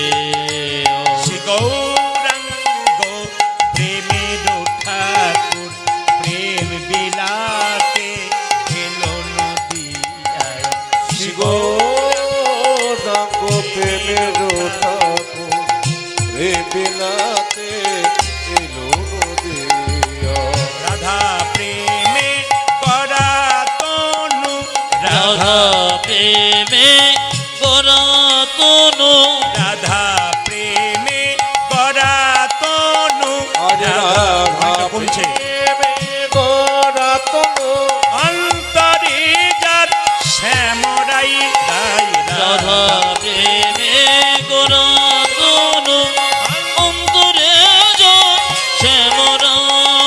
রাধা প্রেমে করা তনু, অন্তরে যার শ্যামরাই রাই। রাধা প্রেমে গোরা তনু, অন্তরে যার শ্যামরাই।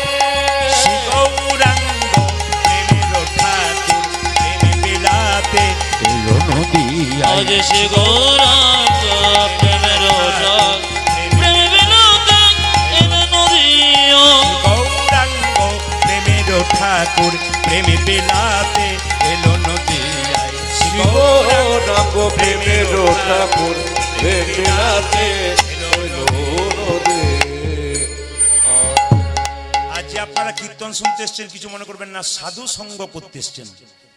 সাধু কাকে বলে কিছু মনে করবেন না। আপনাদের মনে এই ধারণা আছে যিনি গেরুয়া বস্ত্র পরে থাকে, যিনি সাদা বস্ত্র পরে থাকে, তিলক নিয়ে থাকে, গলায় মালা নিয়ে থাকে, এদেরকে সাধু বলে না।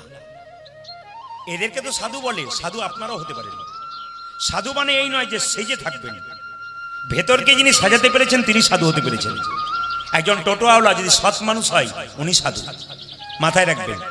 মনিটর একবারই চলে গেল, তোমার আইডিয়া হচ্ছে না, আবার গম গম করছে। সবাই লক্ষ্য করুন, একজন টোটোওয়ালা তার মধ্যে যদি প্রেম থাকে, কৃষ্ণ প্রেম থাকে, সে কিন্তু সাধু হতে পারে। আপনারা যারা কীর্তন শুনছেন যাদের মধ্যে কৃষ্ণ প্রেম আছে তারা কিন্তু সাধু হতে পারে। শুনবেন মন দিয়ে, সাধু সঙ্গ করলে কি হয়। আপনি যদি সাধু সাইতে চান, নকল সাধু, 1000 টাকা নিয়ে যাবেন, একটা বস্ত্র কিনবেন, তিলক কিনবেন, মালা কিনবেন, ব্যাস সাধু হয়ে যাবেন। ওটা বাইরে সাজা, ভেতরটাকে সাজাতে হবে।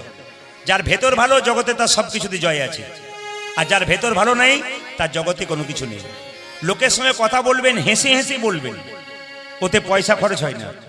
মুখ ভারী করে বলবেন না। রামকৃষ্ণ দেব বলেছে, তোমার বাড়ি যদি কেউ যায়, দুটো মিষ্টি জল দিতে পারো না পারো, দুটো মিষ্টি কথা অন্তত বলো। কেন বলুন তো? এ পৃথিবী থেকে যেদিন তুমি চলে যাবে সেদিন লোকে বলবে মেয়েটা খুব ভালো ছিল গো, খুব মুখে হাসি, কৃষ্ণ কথা বলতো। জানবেন আপনি যাবেন স্বর্গে। আর আপনার মৃত্যুর পর যদি বলে এই লোকটা খুব দুষ্ট ছিল, খুব বদমাইশ ছিল, গ্রামটা অশান্তি ছিল এর জন্য, জানবেন ইনি যাচ্ছেন নরকে। দশ চক্রে ভগবান, শাস্ত্র বলছে। এই জন্য জন্মের আগে জন্ম নিয়েছেন, জন্ম হোক যথাযথ কর্ম যেন ভালো হয়, আপনার যাবার রাস্তা যেন ভালো হয়। মায়েরা, কে কতদিন বাঁচতে এসছে, ওষুধের প্যাকেটের উপরে লেখা থাকে এক্সপায়ারি ডেট, কিন্তু মানুষের এক্সপায়ারি ডেট লেখা থাকে না। কখন চলে যায় কেউ জানে না, যাবার দিনটা কেউ জানে না, বিবাহের দিনটা কেউ জানে না, আর জন্মের দিনটা কেউ জানে না। জন্ম মৃত্যু বিয়ে তিনি বিধাতা নিয়ে, কার কখন হবে কেউ কিন্তু বলতে পারবে না। সুতরাং বলার কর্তব্য আপনাদের যে আপনারা কীর্তন শুনবেন, ভক্তি ভরে শুনবেন। কীর্তন যখন শুনবেন তখন ভক্তের পাশে বসে কীর্তন শুনবেন। যারা ভক্ত মানুষ তাদের পাশে কীর্তন শুনুন। কেন বলুন তো? ভক্ত যখন কীর্তন শুনবে তখন দেখবেন আপনি হাতটা তুলে দেবে, আর আপনি তার পাশে বসলে হাত তোলার ইচ্ছা না থাকলেও আপনার হাতটা কিন্তু উঠে যাবে। হ্যাঁ, আর যদি প্রসাদ পাবেন, ধরুন যেখানে মহোৎসব হয়, অন্ন প্রসাদ, খিচুড়ি প্রসাদ হয়, আপনি যাত্রার কাছে বসে প্রসাদ পাবেন না। কার কাছে বসবেন? ভক্তের পাশে বসে প্রসাদ পাবেন। উনি যখন প্রসাদ পাবেন না, প্রসাদটা নেবার আগে জনার্দন জনার্দন বলে 3 বার কপালে ঠেকিয়ে নেবে। আর অভক্তের পাশে বসলে ও ঘরে যেমন খায় ওইখানেও তেমন খাবে, ওর কোনো পরিবর্তন নেই। এই জন্য ভক্তের পাশে প্রসাদ পাওয়া আর ভক্তের পাশে কীর্তন শোনা, এতে কিন্তু লাভ আছে। হ্যাঁ, সাধু সঙ্গ করলে কি একটা প্রমাণ দিয়ে দিই। একদিন নারদ মুনি ভগবানকে জিজ্ঞেস করছে, প্রভু সাধু সঙ্গ করলে কি হয়? ভগবান বলছে, সাধু সঙ্গ সর্বশাস্ত্রে কয়, লবমাত্র সাধু সঙ্গ সর্বসিদ্ধি হয়। ভগবান বলছে, নারদ এখান থেকে 2 কিলোমিটার দূরে যাও, যাকে প্রথম দেখবে তাকে জিজ্ঞেস করবে সাধু সঙ্গ করলে কি হয়। মায়েরা, 2 কিলোমিটার দূরে গেছে, কাউকে দেখতে পাই নাই, একটা গোবরে পোকা, চেনেন তো গোবরে পোকা? এইরকম বড় বড় হয় নাকি? তাহলে ওইটুকুটুকু হয়, তাহলে চেনেন। আমি এরকম বড় বড় হলে যদি হ্যাঁ বলে তাহলে বুঝবেন ও ভালো চেনে আর কি। তাহলে গোবরে পোকা মায়েরা চেনেন তো? তো গোবরে পোকাকে দেখতে পেয়েছে, নারদ জিজ্ঞেস করে, এ গোবরে পোকা, সাধু সঙ্গ করলে কি হয়? গোবরে পোকা মরে গেল। নারদ এসে বলছে, প্রভু তুমি যে বললে সাধু সঙ্গ করলে কি হয়, একবার যাও, 2 কিলোমিটার দূরে আমি গেলাম, যাকে জিজ্ঞেস করলাম সেবার তো মরে গেল। ভগবান বলছে, নারদ আর একবার যাও। বলে কোথায়? এখান থেকে 5 কিলোমিটার দূরে, যাকে প্রথম দেখবে তাকে জিজ্ঞেস করবে সাধু সঙ্গ করলে কি হয়। 5 কিলোমিটার দূরে গেছে, কাউকে দেখতে পাই নাই, একটা গাছের মধ্যে পাখি দেখতে পেয়েছে, বাচ্চা পাখি, ওকে জিজ্ঞেস করছে, এ পাখি, এ সাধু সঙ্গ করলে কি হয়? পাখি মরে গেল। নারদ এসে বলছে, প্রভু এই তোমার সাধু সঙ্গ, এই যে বেটাকে জিজ্ঞেস করলাম সে বেটা তো মরে গেল। ভগবান বলছে, নারদ আরো 7 কিলোমিটার দূরে যাও, যাকে প্রথম দেখবে তাকে জিজ্ঞেস করলে সাধু সঙ্গ করলে কি হয়। 7 কিলোমিটার দূরে গেল, মা কাউকে দেখতে পেল না, একটা গাভীর বাছুর ঘাস খাচ্ছিল, ওকে জিজ্ঞেস করলো, এই বাছুর সাধু সঙ্গ করলে কি হয়? বাছুরটাও নিতাই গো হরি বল হয়ে গেল, মরে গেল। নারদ এসে ভগবানকে বলছে, প্রভু তোমার এই সাধু সঙ্গ, এই বেটা যাকে জিজ্ঞেস করছি সে বেটা মরে যাচ্ছে, আমি কান মুনলাম নাক মুনলাম, আমি আর যাব না। ভগবান বলছে নারদ এ শেষবারের মতো একবার যাও। বলে কোথায়? এইখান থেকে 10 কিলোমিটার দূরে একটা জঙ্গলে এক রাজার বাড়ি আছে। সেই রাজার 15 বছর পর একটা ছেলে হয়েছে, তাকে জিজ্ঞেস করো সাধু সঙ্গ করলে কি হয়।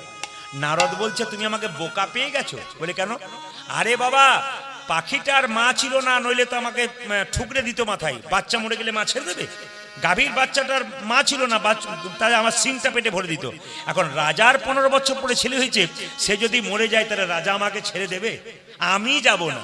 ভগবান বলছে রাখে হরিত, জোরে বলুন, একটু জোরে বলুন, আর মারে হরিত। আমার তো না এলেই ভালো হতো, আপনারা সব জানেন তো। রাখে হরিত, জোরে বলুন। এটা আমি বলি না, আপনাদের কথাটা ভগবান বলছেন। রাখে হরিত মারে কে, আর মারে হরিত রাখে কে। এখন ভগবানকে নারদ বলছে তোমাকে খুব একটা বিশ্বাস লাগছে না, তবে তুমি যখন বলছো তখন একবার ঘুরে আসি। রাজবাড়িতে রাজার নাকি 15 বছর পরে ছেলে হয়েছে, ওকেই জিজ্ঞেস করি সাধু সঙ্গ করলে। কিন্তু নারদের পাটা কিন্তু কাঁপতে কাঁপতে যাচ্ছে। কেন বলুন তো? ভয়ে ফিরে আসবে তো। আচ্ছা মায়েরা, নারদকে চেনেন তো? নারদের কথা জানেন তো? জোরে বলুন। এমন ভাবে বলছেন আপনাদের পাড়ার লোক বোধ হয়। না না, আমি ওই নারদের কথা বলি নাই যে আপনার সঙ্গে আমার ঝগড়া লাগিয়ে দেয়। আমি কোন নারদের কথা বলছি? যিনি ভক্ত ভগবানের মধ্যে মিলন ঘটিয়ে দেয়। নারদ চললো বিনা বাজাতে বাজাতে সেই রাজার বাড়ি, যার বাড়িতে একটা ছেলে হয়েছে 15 বছর পরে। তিমির বিদারি বিদারি অলোক বিহারী বিহারী নামের বর্ণে বর্ণে শোভা ঝরে। তিমির বিদারি অলোক বিহারী নামে বরণে বরণে শোধ ঝরে। তিমির বিদারি অলোক বিহারী নামের বর্ণে বর্ণে শোভা ঝরে। তিনি রবীন্দ্রনাথী অনক বিহারী নামেরই বর্ণে বর্ণে শোভা ঝরে।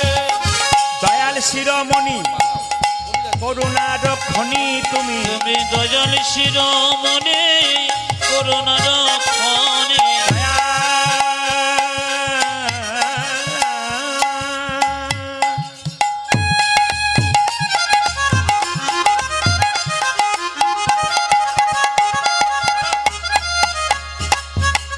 দয়াল শিরোমণি করুণার খনি। দয়াল শিরোমণি করুণার খনি তুমি। তুমি দয়াল চিরমণি করুণার খনি। তব পদাশিস দাও কৃপা করে নামের বর্ণে বর্ণে শোভা ঝরে। উলুধ্বনি। তিমির বিদারি অলোক বিহারী নামে বরণে বরণে শোভা ঝরে। তিনি রবীন্দ্রনাথী অনক বিহারী নামেরই বর্ণে বর্ণে শোভা ঝরে। নারায়ণ নারায়ণ নারায়ণ নারায়ণ নারায়ণ। নারায়ণ। আচ্ছা মায়েরা বলুন তো, নারদমুনি কার বাড়ি এলো? জোরে বলুন। বাবারা বলুন, কার বাড়ি এলো? রাজার বাড়ি। আচ্ছা, ভোট নিয়ে চিন্তা করবেন না, গোবিন্দের চিন্তা করবেন। কি বললাম? কার বাড়ি এলো? জোরে বলুন। রাজার বাড়ি। আচ্ছা বেশ বেশ বেশ। আচ্ছা মায়েরা কিছু মনে করবেন না, রাজার ক বছর পরে ছেলে হয়েছে? 15 বছর পরে। নারদ এই যে নারদ ঢুকেই বলছে রাজা মশাই। রাজা বলল আমার কত ভাগ্য ভালো আপনি এসেছেন। আরে বাবা, নারদের পা গুলো তখন কাঁপছে। রাজা জিজ্ঞেস করছে পা কাঁপছে কেন? বলে পায়ের দোষ হয়েছে তাই কাঁপছে। ও বুঝতে দিচ্ছে না। সঙ্গে সঙ্গে নারদ বলছে আচ্ছা আপনার নাকি 15 বছর পর একটা ছেলে হয়েছে? বলে হ্যাঁ হ্যাঁ 15 বছর পর একটা ছেলে হয়েছে। তা বলছে না আপনার ছেলেকে একটি প্রশ্ন করব। রাজা বলছে একটা মানে কি তুমি 10টা করতে পারো? তখন নারদ বলছে যে বাড়িতে প্রশ্ন করব তার পেছন দিকে দরজা আছে তো? কিছু বুঝলেন? কিছু বুঝলেন আপনারা? বলছে যে বাড়িতে প্রশ্ন করব তার পেছন দিকে দরজা আছে। রাজা বলছে একটা নয় 3টি আছে। নারদ মনে মনে ভাবছে তাহলে বাঁচার উপায়টাও আছে। এখন যেই না মায়েরা নারদ বাড়িতে ঢুকেছে, এক পা ভেতরে এক পা বাইরে, ছেলেটিকে বলছে এ খোকা সাধু সঙ্গ করলে দাঁড়াও। সঙ্গে সঙ্গে ছেলেটি বলছে দাঁড়াও। নারদ ভাবছে তাহলে বেটা কি ভূত হয়ে গেছে নাকি রে বাবা? হ্যাঁ, এই যে সাধু সঙ্গ করলে কি হয়? ছেলে বলল, শোনো নারদমণি, সাধু সঙ্গ করলে কি হয়? প্রথমে ছিলাম আমি গোবরে পোকা, তোমার মতো সাধু সঙ্গ করি আমি হলাম পাখির বাচ্চা। পক্ষীর বাচ্চা। উন্নতি হলো না অবনতি হলো? জোরে বলুন, জোরে বলুন। উন্নতি হচ্ছে তো? তাহলে আপনার সাধু সঙ্গ করবেন, উন্নতি হবে না অবনতি হবে? উন্নতি হবে। এই দেখুন, সাধু সঙ্গ করে হলাম পাখির বাচ্চা, তারপর তোমার মতো সাধু সঙ্গ করে হলাম আমি গাভীর বাচ্চা, গাভীর তারপর বাচ্চা। তোমার মতো সাধু সঙ্গ করে আমি হলাম রাজার ঘরের রাজার বাচ্চা। ঘরে বাচ্চা। যারা সাধু সঙ্গ করে, হরি কথা কৃষ্ণ কথা শোনে, তারা যেমন তেমন ঘরের সন্তান হয় না, তারা হয় পৃথিবীর রাজা ভগবান শ্রীকৃষ্ণের সন্তান। যারা কীর্তন শুনছেন তারা ভগবান শ্রীকৃষ্ণের সন্তান সমার হয়ে যাবেন। আসুন, আজকে আমরা গৌরচন্দ্রিকা শেষ করবার আগে সবাই মিলে মাথায় কাপড়টা নিন, বাবু হয়ে বসুন, একটু প্রার্থনা করবো। সন্ধ্যাবেলা তো সবাই মিলে প্রার্থনা করুন গোবিন্দের কাছে একসঙ্গে ভক্তি ভরে। যে যেখানে বসে আছেন যদি গাইতে পারেন, গাওয়ার গান বটে, আপনারা সবাই গাইতে পারবেন। যদি গাইতে না পারেন তাহলে কি করবেন? ভক্তি ভরে গোবিন্দের চরণ দুটো স্মরণ করুন আর প্রভুর কাছে প্রার্থনা করুন। আমি যে কথাগুলো বলবো, তুমি নির্মল করো করো মঙ্গল করে করে মলিন মনে মোছায়ে, তুমি নির্মল করো মঙ্গল করে। বলতে পারলে ভালো, মলিন না বলতে পারলে মনে মনে গোবিন্দকে স্মরণ করুন। মোছায়ে। নির্মল করো মঙ্গল করে মলিন মনে মোছায়ে, ও তুমি নির্মল করো মঙ্গল করে মলিন মনে মোছায়ে। পূর্ণ কিরণে লয়ে যাক মোর মহাকালী মা ঘুচায়ে। দেখো মলিন মরে মোছায়ে। নির্মল করো মঙ্গল করে মলিন মনে মোছায়ে। তুমি নির্মল কর মঙ্গল করে মলিন মোছায়ে। তুমি নির্মল করো মঙ্গল করে মলিন মরে মোছায়ে। গানটার মানে কি? আপনারা এখন বসে আছেন গোবিন্দের কাছে, স্বয়ং গোবিন্দ এখানে বসে আছেন। ভগবানের কাছে বসা মানে ভাগ্যের ব্যাপার। যারা ভগবানকে, আমি একবার এবছর আমি বৃন্দাবন গিয়েছিলাম, তো একজন মহারাজজি খুব সুন্দর কথা বলছিলেন, ও প্রত্যেকে বোঝাচ্ছিলেন, যদি শান্তি পেতে চাও তাহলে গোবিন্দের কাছে বসো। যদি লোকের কাছে বসবে খালি এর ওর নিন্দা সমালোচনা করে বেড়াবে, ওদের কাছে বসবে না। সংসারের সমস্ত কাজকর্ম পরাপর সন্ধ্যেবেলায় বসে, যখন সংসারে টিভি দেখার দরকার নেই, সেই সময় গোবিন্দের কাছে বসে তোমার সারাদিনের মনে ক্লান্তি দুঃখের কথা কাউকে না বলে এদেরকে বলো। মায়েরা, সংসারে আপনাকে কেউ 10টা খারাপ কথা বলেছে, আপনি পাড়ার মেয়েকে বলে বেড়াচ্ছেন, জেনে নেবেন ও কিন্তু আপনার দুঃখ কষ্ট আরো 5 জনকে ছড়িয়ে বেড়াচ্ছে। আপনি বলবেন কোথায়? 2 জায়গায়, একটি গুরুচরণে, একটি গোবিন্দের চরণে। গুরু হলো বাবার মতো, আপনার মনের কথা শুনবে এবং সমাধান করবে। আর যে গুরু কাছে না থাকে, গোবিন্দের মন্দিরে বসুন আর চোখের জল ফেলে গোবিন্দকে বলুন, দেখবেন সব সমাধান হবে। কে কোথায় কি বললো না বললো ওইদিকে তাকিয়ে লাভ নেই, আমি গোবিন্দের কাছে চুপচাপ বসবো। আজকে শুধু কীর্তন শুনছেন কেন? আপনার মঙ্গল নয়, আপনার ছেলে মেয়ের মঙ্গল, আপনার সংসারে মঙ্গল। একজন মা, একজন বাবা সবসময় চাই আমার সংসারে মঙ্গল হোক, আর সেই মঙ্গলের জন্য, ভুবল মঙ্গল কীর্তন শোনার জন্য এখানে বসেছেন। ওই জন্য সবার কাছে নিবেদন রইল, যতক্ষণ কীর্তন শুনবেন কেউ কারোর দিকে কোনো কথা না বলে এক মনে কীর্তনটা শুনবেন। হে প্রভু, তুমি তোমার মঙ্গলময় হাত দিয়ে আমার ভেতরে ময়লাটাকে দূর করে দাও। ভেতরে কি ময়লা আছে? অহংকারের ময়লা, বিবাদের ময়লা, সমালোচনার ময়লা, আর কি হিংসার ময়লা। ভেতরে হিংসা থাকে না? পাশের বাড়ির লোক বড় হয়ে গেলে আমার হিংসা হয় না, আপনার হিংসা হয় না, অনেকে হিংসা হয়ে যায়। হিংসার ময়লাটাকে তুমি দূর করে দাও। ভক্ত যখন এই গানটা গাইছে, ভগবান বলছে হ্যাঁ নিশ্চয়ই তুই বিপদে পড়েছিস, নইলে তুই ডাকবি কেন? ভগবান বলছে হ্যাঁ প্রভু, সত্যি বিপদে পড়েছি। কি বিপদ? লক্ষ শূন্য লক্ষ বাসনা ছুটিছে গভীর আধারে, জানি না কখন ডুবে যাবে কোন অকুল পরল পারে।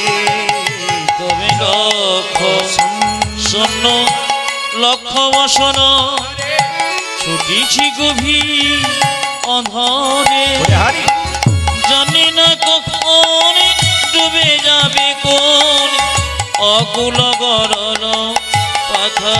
শুধু কীর্তন শুনলে হবে না, কথাগুলো শুনতে হবে। লক্ষ্য শূন্য লক্ষ বাসনা, তার মানে কি মা? গোবিন্দের প্রতি লক্ষ্য নয়, কিন্তু গোবিন্দের কাছে লক্ষ লক্ষ বাসনা। আপনাদের এই গ্রাম থেকে আপনি 5 কিলোমিটার যাচ্ছেন, মাঝ রাস্তায় একটা মন্দির দেখতে পেলেন ভগবানের। আর মন্দির দেখতে পেলে কি বললেন? আমার মেয়ের বিয়ে দাও, ছেলের চাকরি দাও, আমার গাড়ি দাও, বাড়ি দাও, টাকা দাও, লক্ষ লক্ষ বাসনা দাও দাও দাও। কিন্তু মন্দির ফেটে যে ভগবানের মাথায় জল পড়ছে, এই দিকে লক্ষ্য নাই। যে মালিকের কাছে আপনি থাকবেন, সেই মালিকের কথা আপনি, মালিক শুধু আপনার কথা ভাববে তা নয়, আপনাকেও মালিকের কথা ভাবতে হবে, তবে তো ভাবাভাবিটা ঠিক হবে। আপনি ভাবেন ভগবান আমার কথা ভেবে বসে আছে, আমি চুপচাপ থাকবো, তা বললে হবে?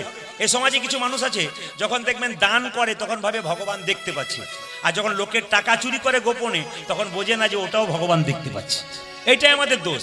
কিছু ভালো কাজ করলে ভাবি যে ওটা ভগবান দেখতে পাচ্ছে, আর খারাপ কাজ করলে একবারও ভাবি না যে ওটাও ভগবান দেখছে। জেনে নেবেন সবকিছু কিন্তু ভগবান দেখছে। তাই সবাই লক্ষ্য করুন, লক্ষ্য শূন্য লক্ষ বাসনা ছুটিছে গভীর আঁধারে, জানি না কখন ডুবে যাবে কোন অকুল গরল পাথারে। আজ লক্ষ্য শূন্য লক্ষ বাসনা ছুটিছে গভীর আমার, বাবা জানি না কখন ডুবে যাবে পথ অকুল গরল পাথারে। বিশ্ব বিপদ হন্তা প্রভু দাঁড়াও রুধিয়া পন্থা। তুমি বিশ্ব বিপদ হন্ত প্রভু দাঁড়াও রুধিব পন্থ। আমার সব চাইতে ভালো লাগছে, গ্রামটি ছোট হতে পারে, এরা বললো 100 ঘর বাড়ি আমাদের, কিন্তু এদের মানসিকতা এত সুন্দর, এত পবিত্র, এত ভালোবাসা, এদের আহ্বান, এত ভক্তি এদের। আমি যদি এখানে কোনোদিন না আসতাম তাহলে আমার অপূর্ণতা রয়ে যেত। এখানকার যারা ভক্ত আছেন, কমিটি আছেন, মানুষ যারা আছেন, যারা মায়েরা আছেন, দরজায় দরজায় বেরোচ্ছেন, এত ভালো আপনাদের হৃদয় আমাকে খুব আপ্লুত করেছে।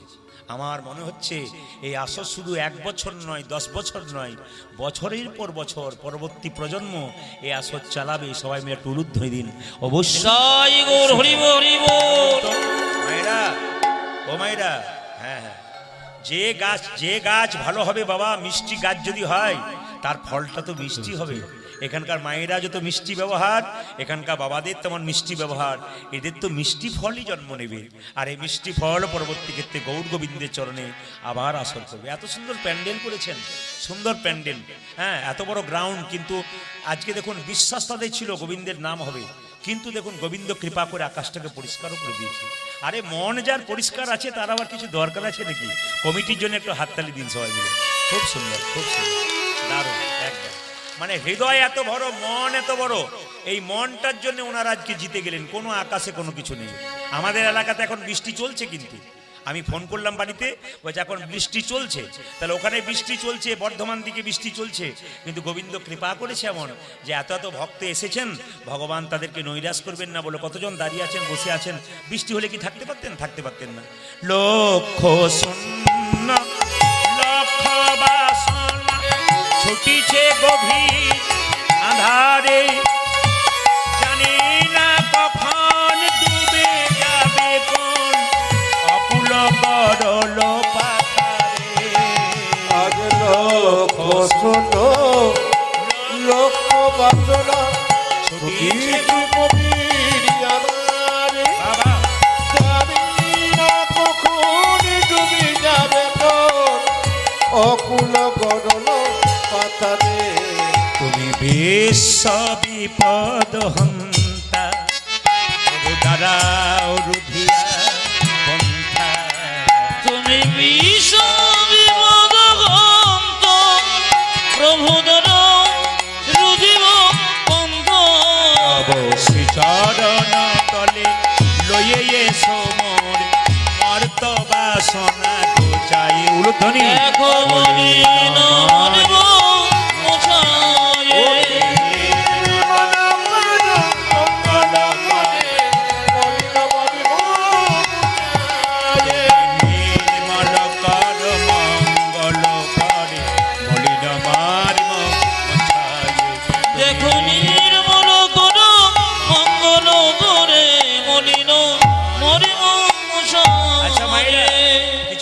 করবেন না।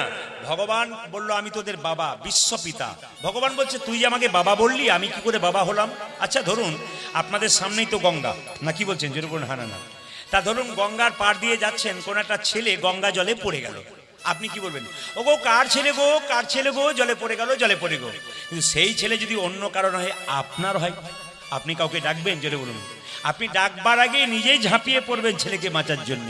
হে প্রভু, আমি অন্ধকার মায়ার সাগরে আমার আমার করে শুধু ডুবে মরলাম, আমাকে এই সাগর থেকে তুমি রক্ষা করো।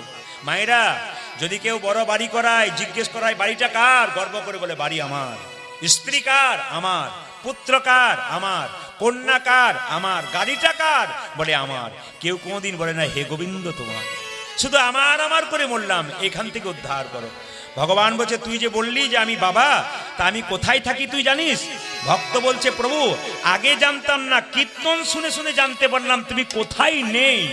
আকাশে বাতাসে চন্দ্রে সূর্যে তারাই তুমি সব জায়গাতে আছো, কোন জায়গাতে তুমি নেই বল? আমি কোথায় আছি?